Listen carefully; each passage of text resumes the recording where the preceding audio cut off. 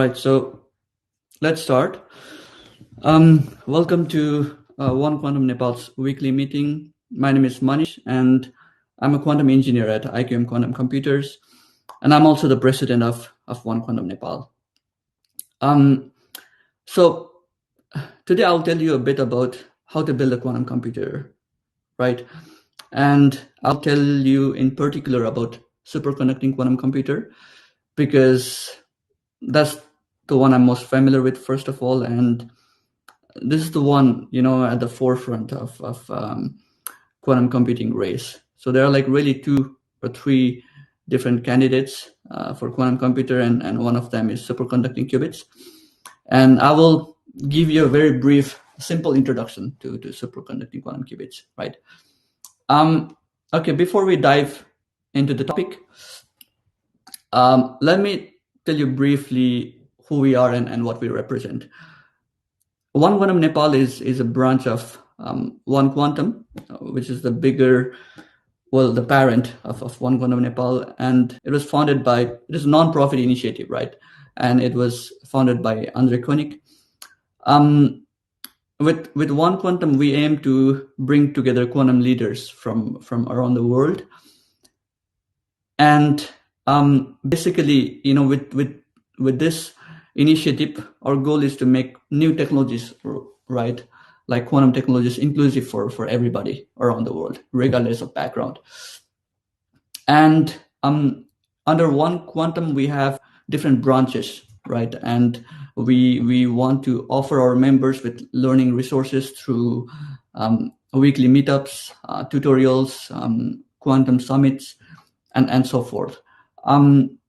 So basically, as this cartoon illustrates here, we look at different branches, right? For example, there are like stuffs we do where we bring together people from different startups, right, or different startups together, collaboration between startups.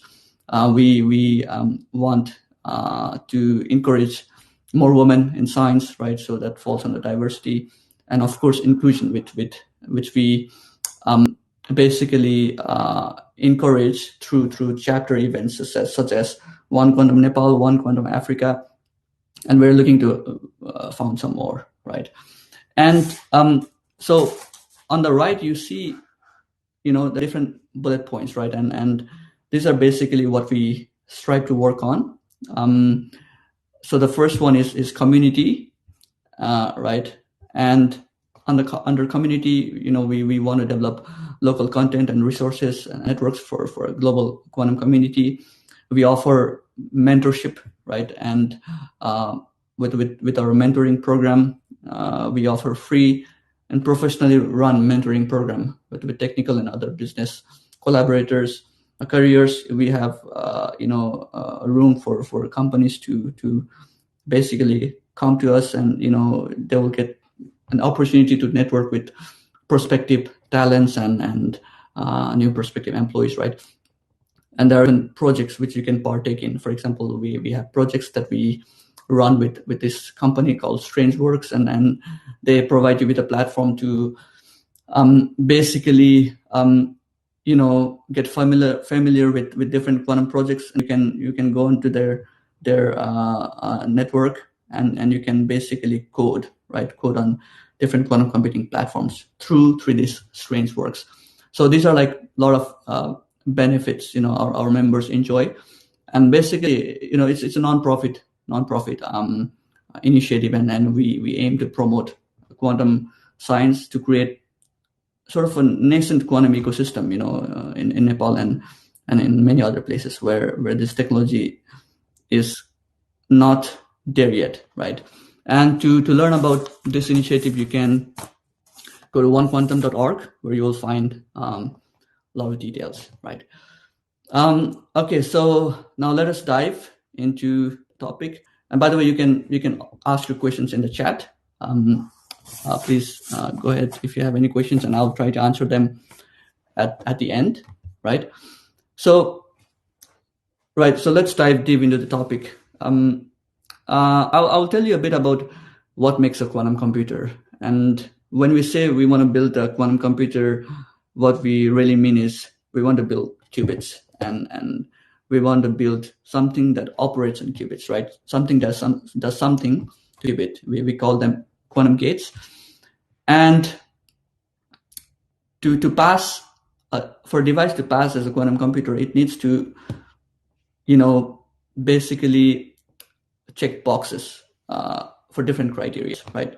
So what are the conditions necessary to build a quantum computer? We call it DiVincenzo criteria. And this is one of the first things you learn in quantum computing class, right? So conditions necessary to build a quantum computer.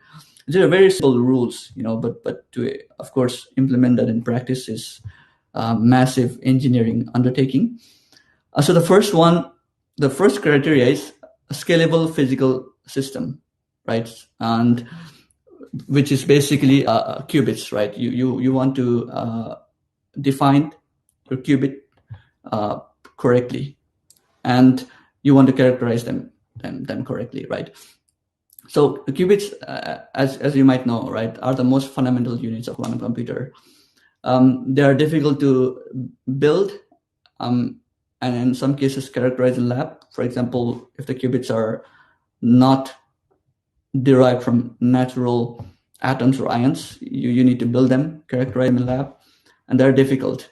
And qubits typically consist of two levels, right? Two energy levels, for example. And you define 0 and 1 with these two energy levels. So the ground state, we call them like the state with the lower energy as 0, and the state with higher energy 1. Atoms and ions, for instance, have well-defined energy levels, right? You have this ground state and then first excitation, second excitation, third excitation. And one can build qubits with atoms and ions, right?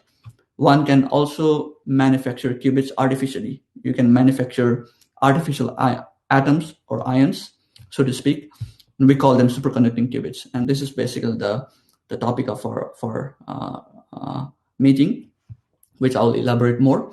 So the second criteria is the ability to initialize these qubits with high fidelity.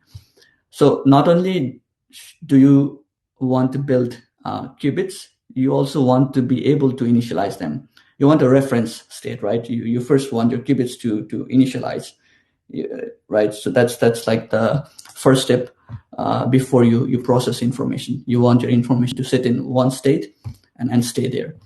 You initialize the qubits with high fidelity, meaning they should not suddenly flip back and forth. So the information should not, be distorted, right? Qubits are very, very short-lived. And the third point, so we're heading into the third point, you want these qubits to have long decoherence time, meaning they should not suddenly disappear, so to speak, right? So qubits can be in state 0, 1, or in superposition. If you initialize them in 0, they should stay in 0. If you initialize them in 1, they should stay in 1 and not drop down to 0, right? So we call this dropping down phenomena from 1 to 0 decoherence. They are very fragile, and let us say you initialize them in one state, it can suddenly drop to 0, like I said. And we don't want that, and it is changing your information. Classically, this never happens. Let's say you write your name in PyCharm using your right on your Python language. You write, let's say I write my name Manish, right? You wake up next morning, it will still stay Manish, right? So your name should still be there, whatever you encoded the previous night. And we want the same for our quantum information. We want our information to not suddenly be distorted. And the fourth point is you want a universal set of quantum gates, universal set of quantum operations. And what that means is that not only do you want your qubits and you want to initialize, you also want to do something with it. You want to perform computations on it. You need this so-called quantum gate. Just like classically, for example, this is classical bit 0 and 1. You have ANDs and NANDs and XORs operations in your classical computer. Currently, you might be with your smartphone or your laptop, right? So information is stored in bits, 0 and 1, and these operations, XORs, ANDs are performing to manipulate this bits, right? And while this information is being processed on your computer, we want the same for qubits here, 0 and 1, and they can also be in superposition, right? And you want to be able to create 0 from 1, 1 from 0 to create superposition. If you have multiple of them, you want to manipulate multiple of those qubits using quantum gates, not classical gates, quantum gates. And at the end, finally, we have the final criteria, qubit specific measurement. You not only want to be able to propagate or perform computation, but at the end you also want to measure the outcome, right? When you measure the wave, we call the wave function collapses, and you want to obtain the desired state, and you need a protocol to measure the result of this computation, right? So what state did your wave function collapse into? And wave function is basically the state of qubit, right? So as you can see here in quantum computation, just like in classical computation, you initialize, do some operations, and then measure the output. It is almost the same protocol, except the information you are processing are registered as qubits, and instead of classical gates, you use quantum gates to perform this computation, right? Now let us go to the next slide.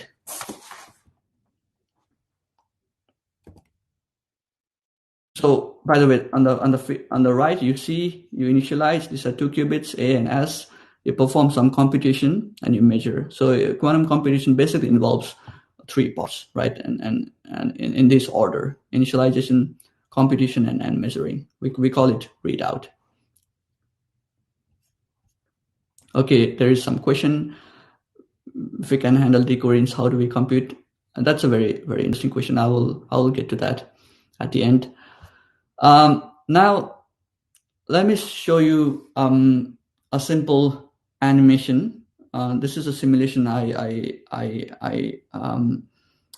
constructed. I wrote a code to perform this very simple simulation to show what it means to perform computation or evolve your quantum state. You initialize your state, you perform computation, right? And this computation means you do something to this state, and this state is going to change and become something else, right? So on the slide, you see basically, so this is not a qubit. So this is a nuclear state, and these are nuclei of atoms, right? And what I do is I'm going to initialize this nuclei, which is this concentric circles. We call them Gaussians. So these are like basically Gaussian, 2-dimensional Gaussian function. And this can be some vibrational state, right, of atoms. And on the background, you see contour of some energy surface, right? So I have initialized this quantum particle in some place other than this valley. These are valleys, right? Blue dots. I initialize it somewhere next to the valley, right? Now let's see what happens. Now I perform this U operation, U, on this initial state, A, let's call it A, and it moves, right? So it's starting to move, starting to go down the valley, keeps moving. Now look what happens. It sort of dissociates, right? It delocalizes. It is now going back and forth from one valley to another. And it keeps delocalizing, right? So the information is spreading out all over the place. We call it a phase space. And this is a very unique and exciting property of quantum particle, right? Classically, this is never going to happen. Classically, you let's say you throw a ball from, let's say, a mountain to valley. It is going to follow a very well-defined path.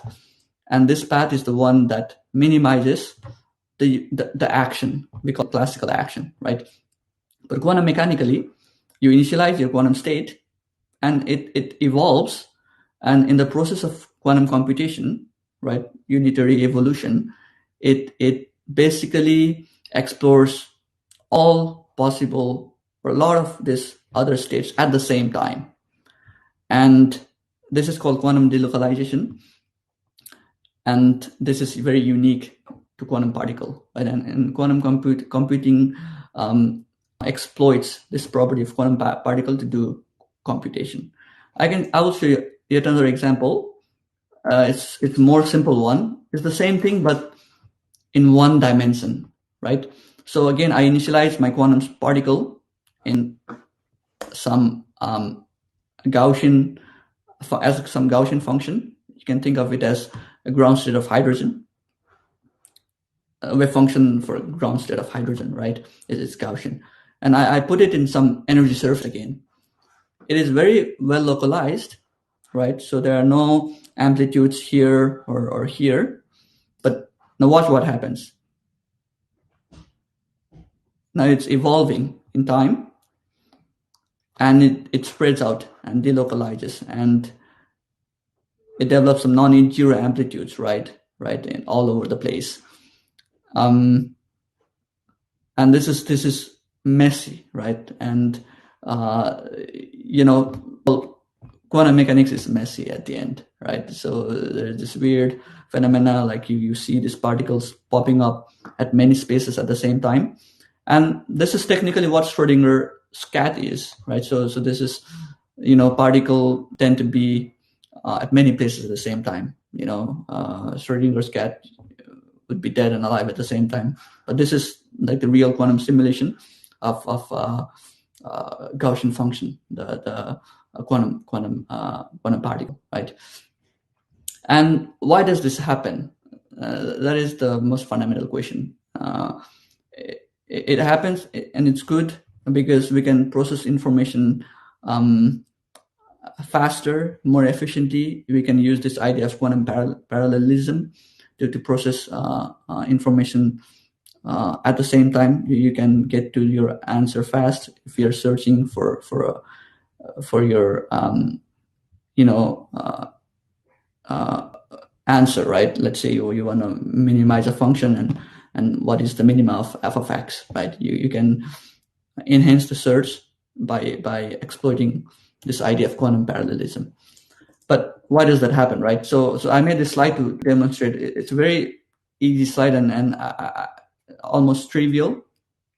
But on the slide, you see our Nepali 1 rupee coin, right? And you toss it up on the air, and what are the outcomes classically?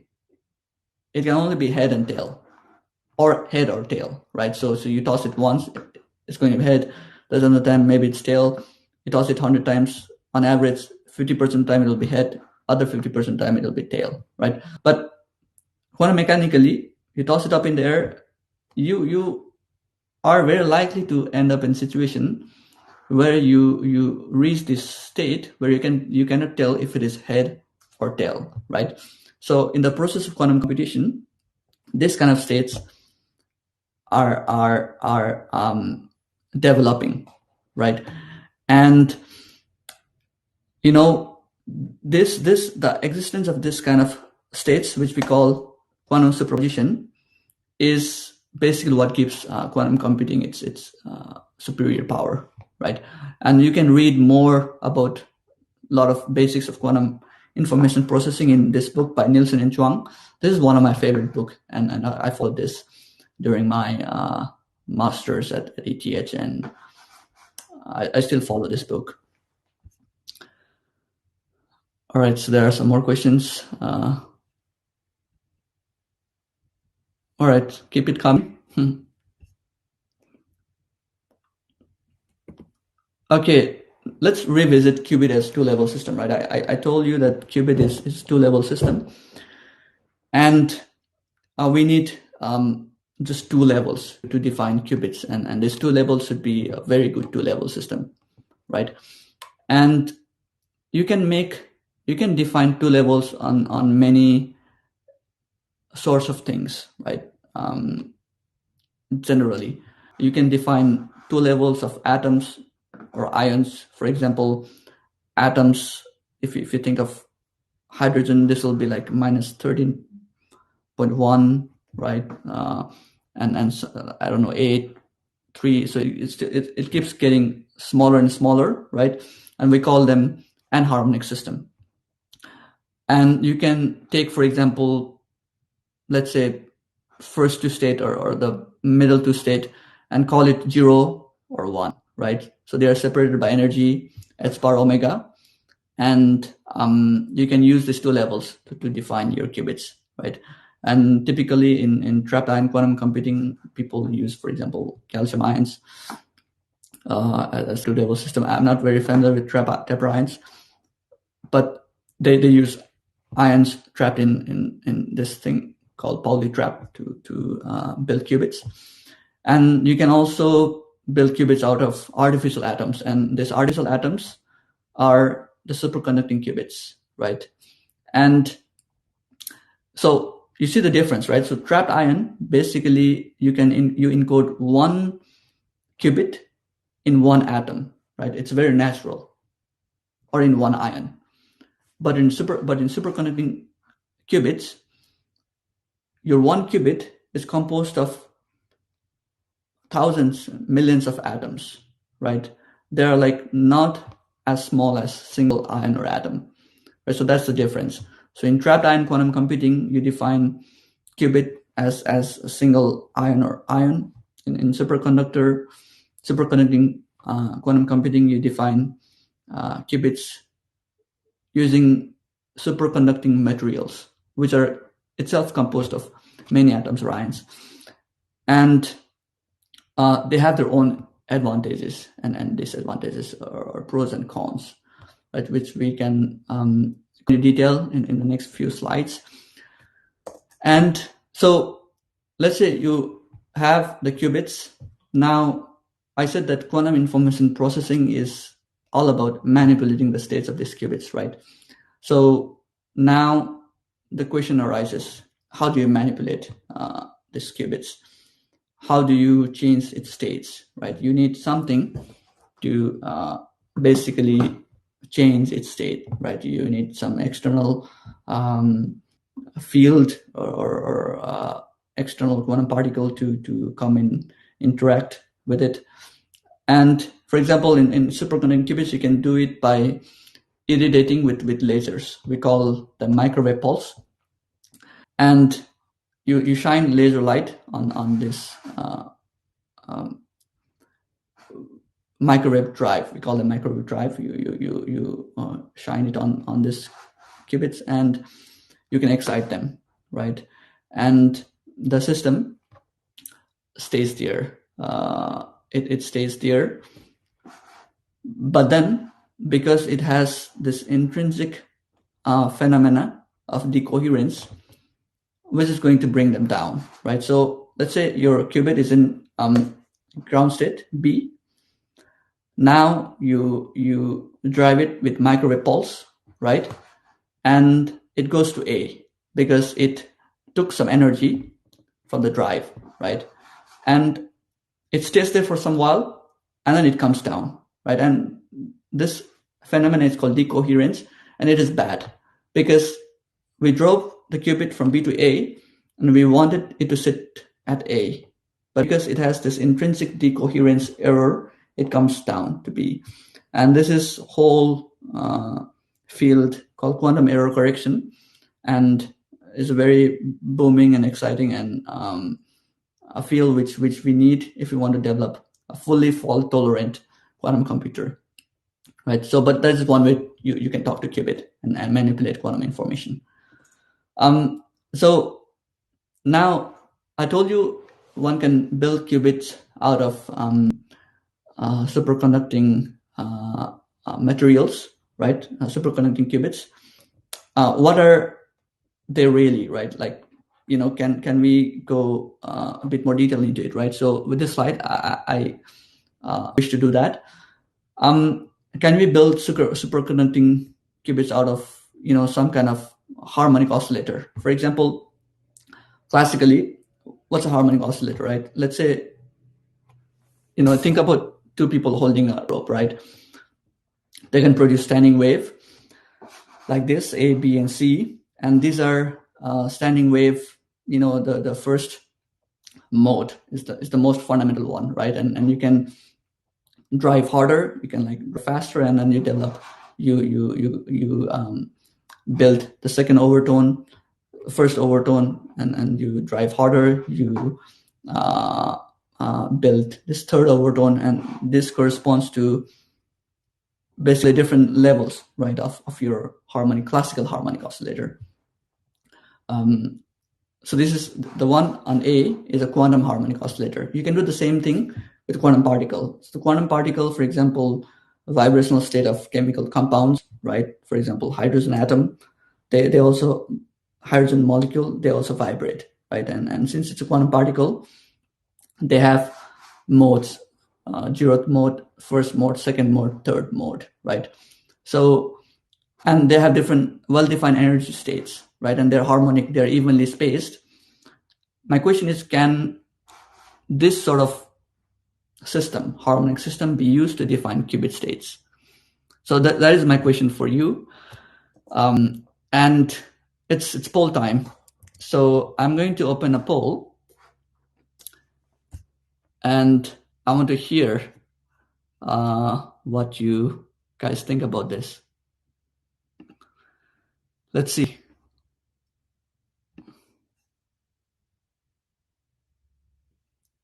Okay, I cannot take poll while sharing screen, so let me stop sharing the screen.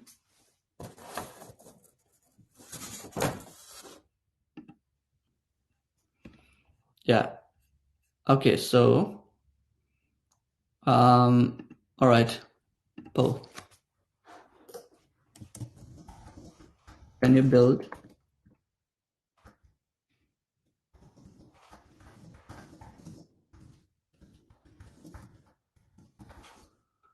a qubit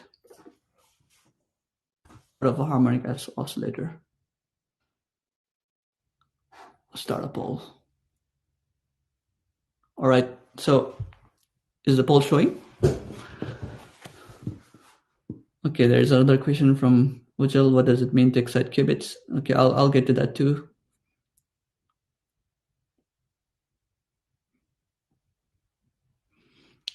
Eight votes. Keep it coming.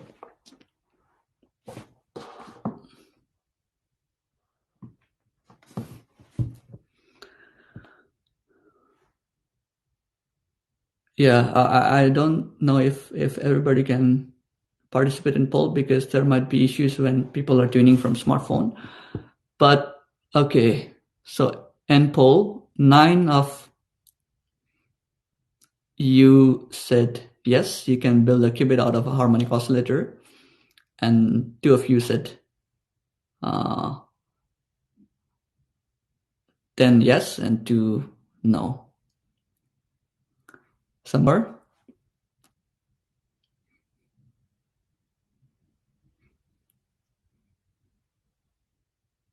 Okay, so I guess that's the end.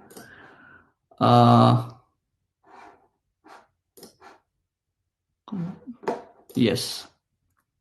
All right. So the answer is, you cannot make qubit out of a harmonic oscillator, and I'll tell you why. Let me share screen again.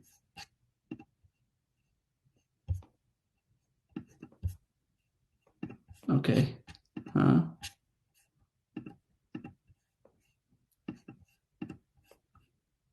All right. Do you see it back, the presentation? Corona mistakenly click yes. It's fine. Okay, great. So the answer is no, you cannot build a qubit out of a harmonic oscillator. Oh, sorry. And the reason is, you see, it does have a well-defined energy levels, right? But the problem is they are uniformly spaced. And to define qubits, we don't want uniformly spaced levels. And the reason is, let's say you irradiate, let's say you define your qubits out of 0 and 1, right? And you irradiate your system with lasers with frequency equal to this gap, right? So that's the frequency of qubit. You are going to excite it. But with the same frequency, you will also excite this 1 to 2 and 2 to 3, right? But we don't want that, because now, your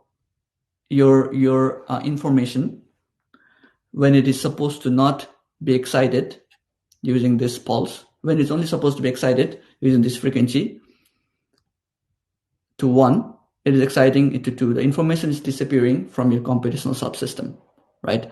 And we don't want information disappearing into this other subsystem, because now our information is going to get clouded. We just want 0 and 1, and we want to encode our information in 0 and 1. So the levels that resonantly interact with your laser, the laser will also interact with other energy levels, right, on the top, right? And with harmonic system, we cannot define qubit, and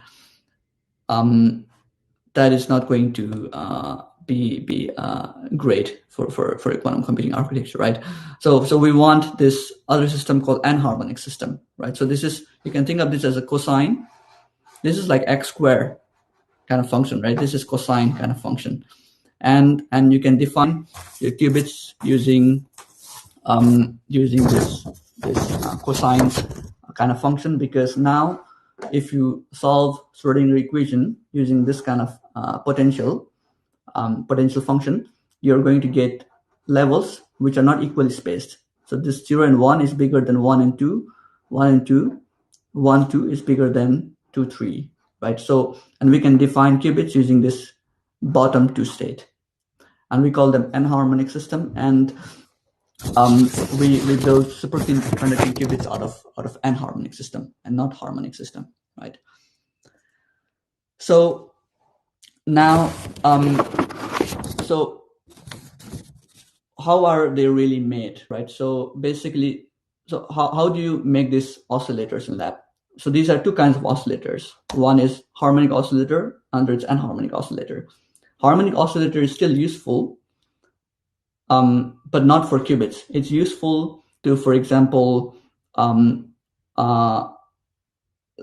perform, readout, for instance, right? Or it's useful to, for example, interact your qubit with this anharmonic system, with harmonic system. And this harmonic system behaves as some kind of vibrational modes of chemicals, right? So you can use harmonic system, but not for qubits, right?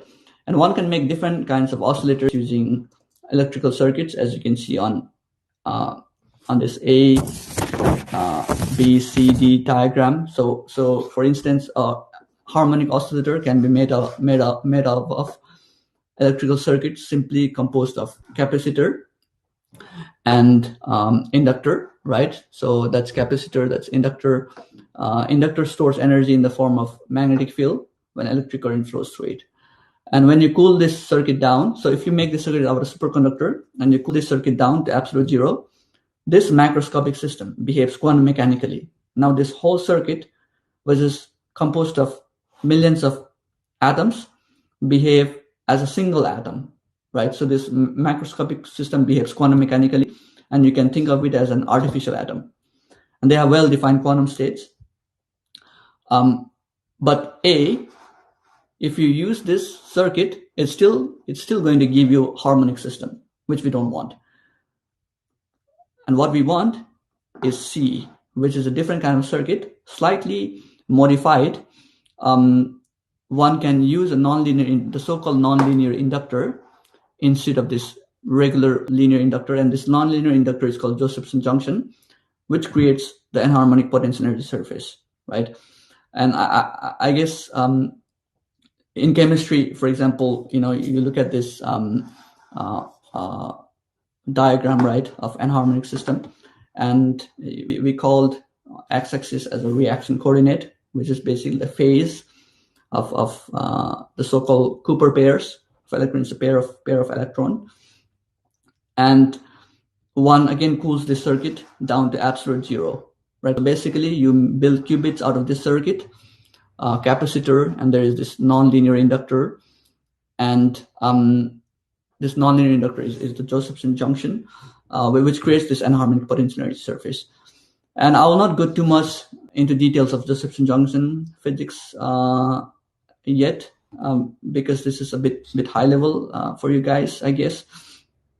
And this is perhaps left for next session, right? But think of superconducting qubits as electrical circuit, which is made up of superconducting elements, right? And you want to cool it down to almost 0 Kelvin, and at that Kelvin, this macroscopic circuit behaves quantum mechanically. And yes, so that is basically what superconducting quantum computing architectures are built up of, right? And there are different kinds of superconducting quantum computing architecture. They differ in how you make them interact with each other, right? For example, at IBM, I guess this is a picture of superconducting qubits obtained from one of IBM's website, and these are 2 qubits, and they are coupled, right? And there is tunable coupler in between them. There is this flux line, which you send through one of the qubit frequency biases, and you can tune the energy levels of one or both of these qubits and make them interact, right? So you send flux pulse through one of the biases and tune them, and they will start talking to each other. You want to be able to make this qubit interact, right? And we want to make qubit interacts if you want to process, build complicated quantum algorithms to perform some computation. And these qubits have this readout lines. These are transmission line resonators, and these are like harmonic system, right? So qubit harmonic system can still be used, but it is used for the functionality of readout to basically read the output of your computation, right? And this is from ETH Zurich. You see QDev Lab, you see this blue fridge. This is where your qubits are stored. And with this fridge, you can get down to temperatures of, let's say, millikelvin. And you cool these qubits down to millikelvin, right? And the reason you want to cool them down to millikelvin temperatures is because there will be, so the superconductors will allow for negligible dissipation. There won't be any friction.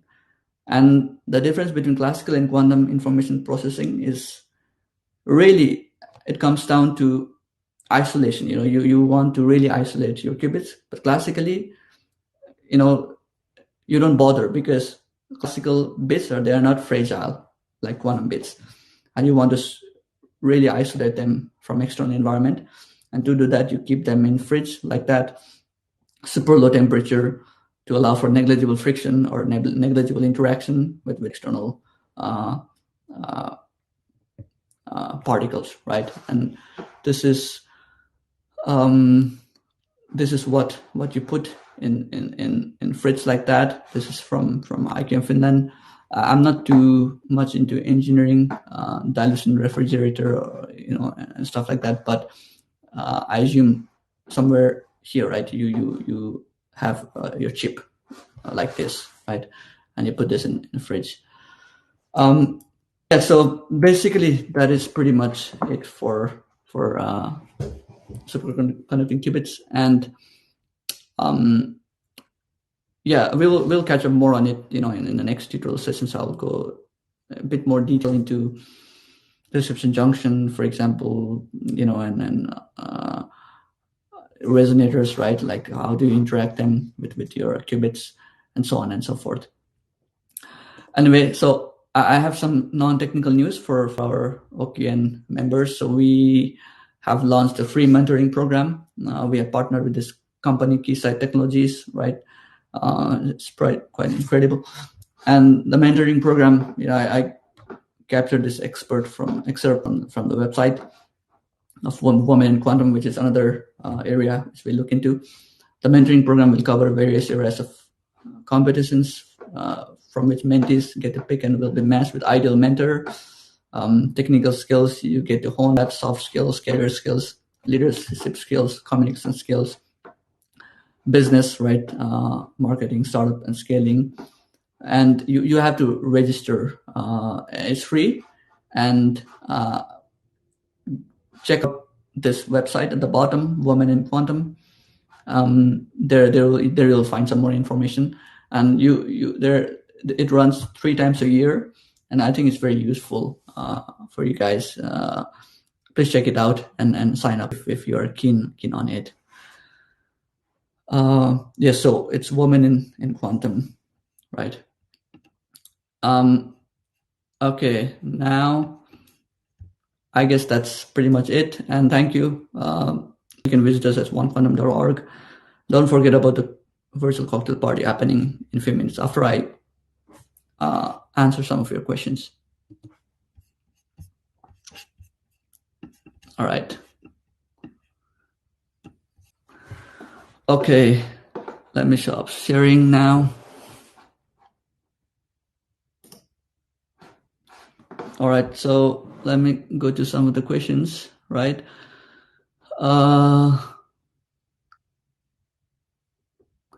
Yeah. Okay, so the first question from Abhishek Tapachetri was when we will get the resources? I guess you're talking about resources like materials, right? Well,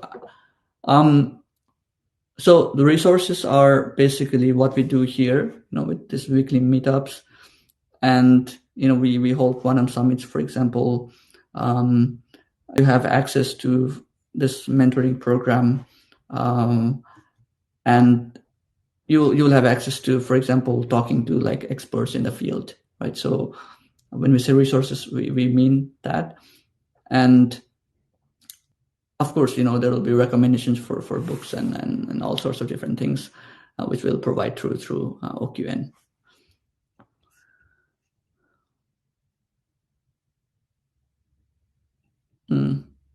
Have you ever met Dibakar Sigdal, sir? Kiskit advocate. No, actually, I haven't heard of him. Very interesting to get in touch. It looks like he's also quite active in the Nepali community.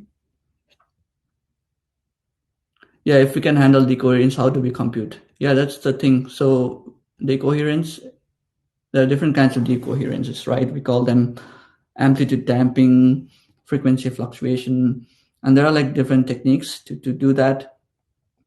For example, we shine laser pulses like with like large amplitude, right? And you can get rid of some of this single qubit decoherences. But as you scale, as you have many qubits, it will be difficult. And there are like a lot of protocols that people are developing, but it's difficult. It's very difficult. If you can handle decoherence, how do we compute? So that's the answer I'm giving.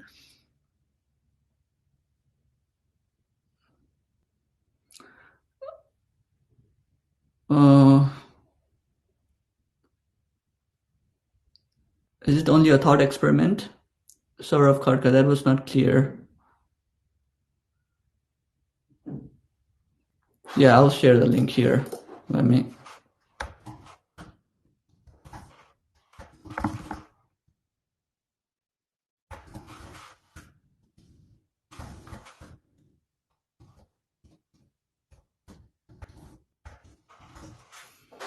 Give me a second.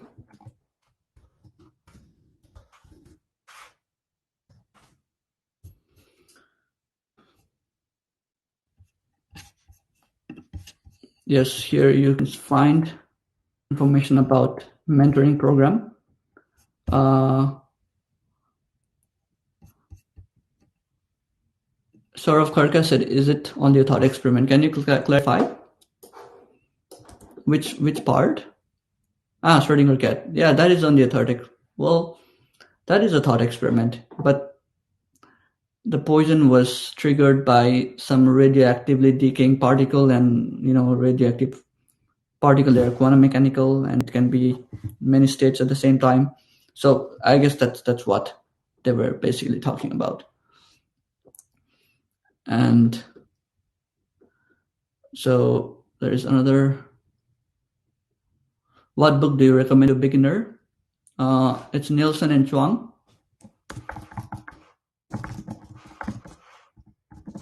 Nielsen and Chuang. It is quantum computing and quantum information, I guess. So it is, let me see, this one.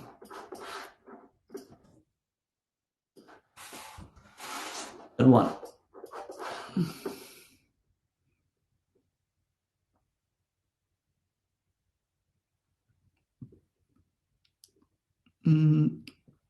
What does it mean to excite qubits from module?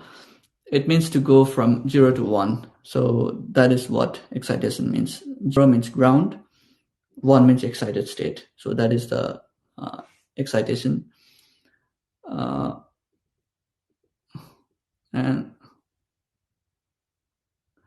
yeah, nonlinear inductances are needed to design qubits, because with this nonlinear inductor, you get not like this quadratic x square potential, but more cosine kind of potential, right? And you can have this anharmonic states, right? So we want anharmonic potential, then we can have non-uniformly separated states. So that's why.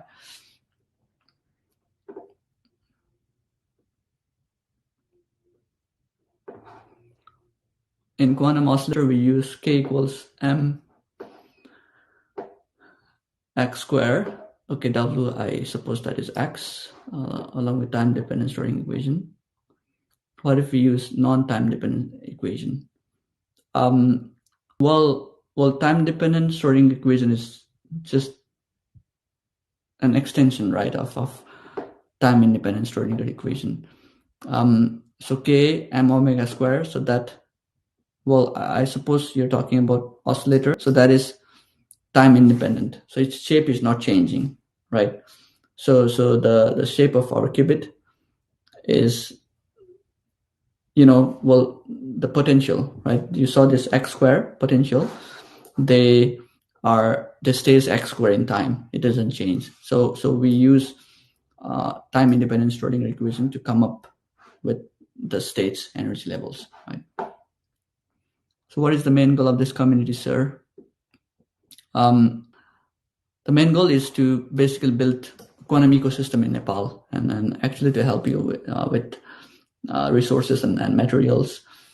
And we do that through, other resources we have, right, in the community, mentoring program, through this kind of tutorials. I'll come with this kind of tutorials occasionally. I don't think, well, as much as I have time, I'll keep following up on lectures. Sometimes I will also have like this kind of open floor where you can ask me questions, with your voice, like I can turn on mic. And so those kind of programs, I will also launch some weeks. If a person happens to develop a new quantum algorithm, where should he or she share their algorithm? Well, if you're in a company, you should not share, right? So usually companies, they develop algorithm and it's called intellectual property, it's protected. But in universities, you just publish paper with that. Have you ever heard of ANPA? They also teach quantum computing. No, ANPA. I'll keep that in mind, ANPA. Which language do you recommend? Qiskit, Cirq, Q? I'm not too familiar with Cirq. I have used Qiskit. Qiskit is nice. It's from IBM. Can you share slides, please? Yes, I can share my slides. What's the education journey and qualification for quantum computing? Yeah, I guess this is something I want to elaborate on more detail. That question is from Sahaj Raj Molla. I guess one of the sessions, we can talk about that. But quantum computation, this field is very broad, and you have people from all different backgrounds, from chemistry, physics, even finance, right? We have quantum finance. We have, people from pharmaceuticals, engineers. You need to like fabricate those qubits, right? So everybody basically have opportunity, something, something to do with you can, people from a lot of backgrounds can find something within quantum computing. And it's become very broad field, and it touches like large domains, these days. But that is something I can elaborate more in the next meetings. Can you also share about your education background? Yes. Before I answer Ronak Mishra's question, I guess that is the last question I'll answer, and we will go to our cocktail. Yeah, I studied masters at ETH in physics, and my PhD was chemical physics. Quite different from quantum computing, but in my masters I did quantum computing, right? And now in company I'm a quantum engineer at IQM. So that was basically my road. The longest coherence time measured for a molecular qubit to date has been less than a millisecond. Can the time increase? Coherence time. Yeah, so different quantum computing architectures offer different coherence time. I guess for superconducting qubits, it's at the order of microseconds, right? So we call them T1, tens of microseconds. And that is already quite nice, like tens of microseconds. You want to have your quantum system stay there until you have executed the gate, right? So the gate execution time should be shorter than your decoherence time. Before your gate finishes executing, it should be longer than that, right? So, okay. Yes, there are a lot of questions. Since we are running out of time, I think Ronak Mishra, he has a lot of interesting questions. You can also send me an email. I'll try to answer. We can discuss more in the next meeting. Next meeting, I will tell you what the format will be. And thanks for your question. Just shoot me an email and we can discuss more, right? But thank you all for listening. It was quite nice today to discuss with you like real technical stuff. And now let's go to the cocktail. So let's do meet and greet. We have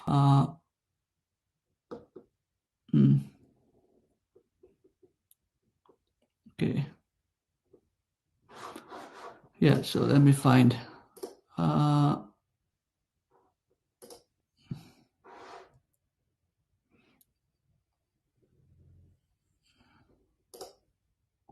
yes, so it will be three meetups, right, with different topics. What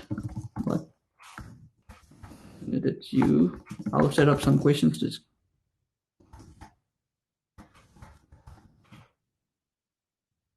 What fascinates you?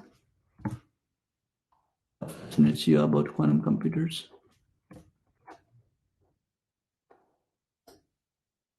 Okay. Yeah, we will randomly be paired with each other, and then we can start the discussion, right? So, okay, let's start the cocktail party. 5 minutes each and 3 chats. Thank you, guys. See you.